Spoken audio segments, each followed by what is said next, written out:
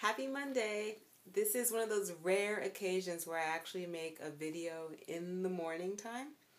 The reason why is because I happen to be up. It is 6 a.m. here, so it hasn't even gotten light outside. And I am just finishing a really awesome session. So whenever I have an awesome, I know. How did I finish this session at 6 a.m.?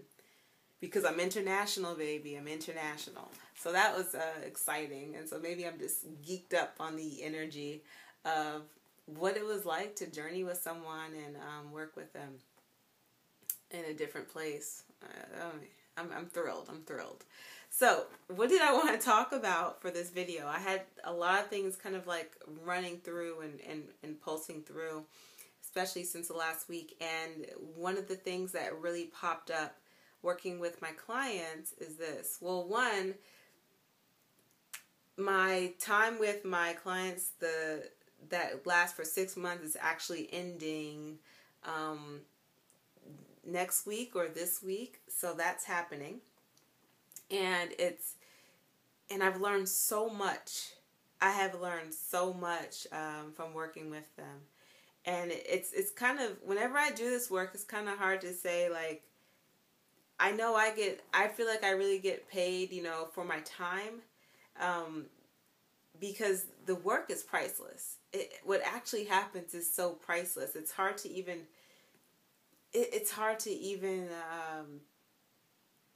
put a dollar amount on what actually happens. But one of the things that I learned about working with one of my clients was polyamory. And I learned something. I learned that I could be considered polyamorous. And this was an exciting thing for me. I kind of felt like, wow, I'm moving on. I'm doing something great. But what do I mean by saying I'm polyamorous? And what do I mean by, what this lesson is, that I actually learned? And this is what it is, I learned that we have this concept that love is about possession, and that oftentimes when we get into relationships or we get into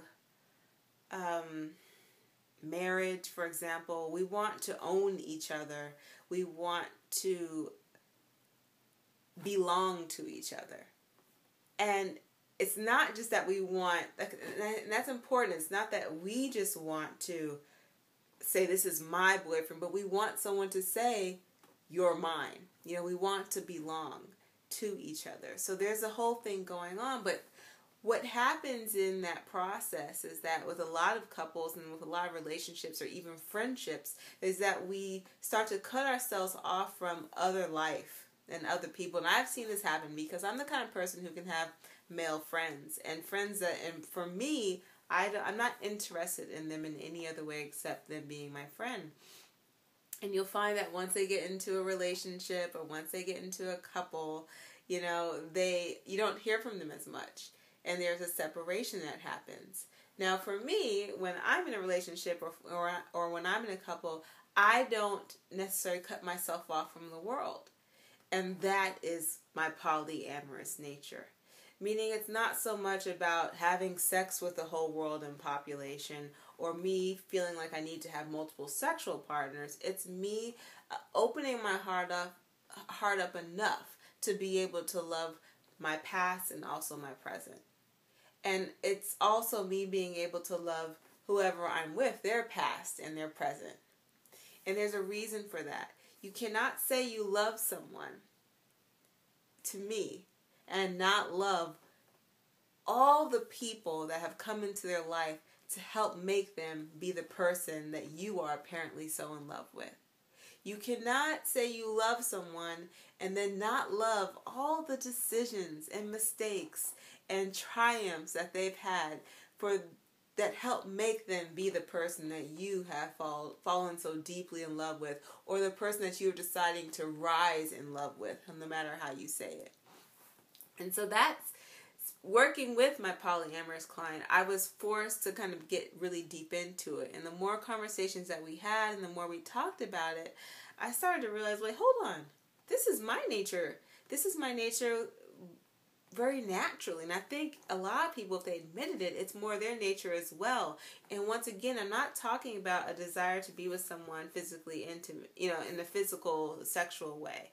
I'm not talking about that because that's not my level of knowing or expertise. But what I do know is that if someone were to be with me, they would have to be able to love my exes. They would. They'd have to be able to love them because they understand how much I've grown in that process. And I would have to love their exes. And that's the heartbreak. Like, oh wow, you can ask someone to love you and everything about you and everyone that's in your life, but now to say you're gonna go and offer the same thing, whoa, that's when you feel the expansion in your heart and things shifting and changing, and that's when things don't feel that comfortable. And that's why, for the most part, we get into this idea of monogamous, you're mine, and that's it. You're my best friend. I'm your best friend. It's me and you. It's me and you against the world. And you start to cut yourself off into these small little alcoves of humanity. And you lose, to me, the greater aspect and the greater joy of actually having a relationship.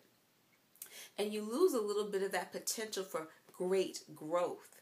Because if you're able to love so much, and people who come in contact with your spouse, and they're able to love, who you come in contact with, and as long as you're doing it respectfully, and the people that come into your life understand that they have to come in with the idea that they actually help support what you have going on with each other.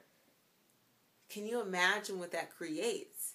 Not just in community, but also within your relationship. So the idea of being polyamorous it's still focused on the idea that love is about respect, and love is about honoring the person that you're with, and love is about accepting completely and unconditionally who you are deciding you want to merge with and spend your time with. But then also understanding if that's how you guys are going to be. And this is with friendships as well, any kind of relationship. Then the people that you meet and the people that they meet and that come into your world have to be in support of that as well. That is how you create community. That is how you create something amazing. That's, to me, what polyamory in my little world is about. So, maybe I'm just preaching to the choir and everybody knows this, but think about what it means in your life. Are you merging your families together? Are you with someone and you're trying to figure out how does our worlds connect? How do they come together? Think about your life. Think about what's going on at your job. That stuff is important. Are the people that you are bringing into your world, do they support your life and your relationship? And could you ask your spouse to love them as he is connected to you or she is connected to you? You see what I'm saying? If you don't, ask me some questions and I'll explain some more. But that's it. Happy Monday. It's early, so I'm just talking. We'll see what happens from there. All right, bye. Polyamory for a greater community. I just like that idea. Okay, bye. KikiSeatsa.com.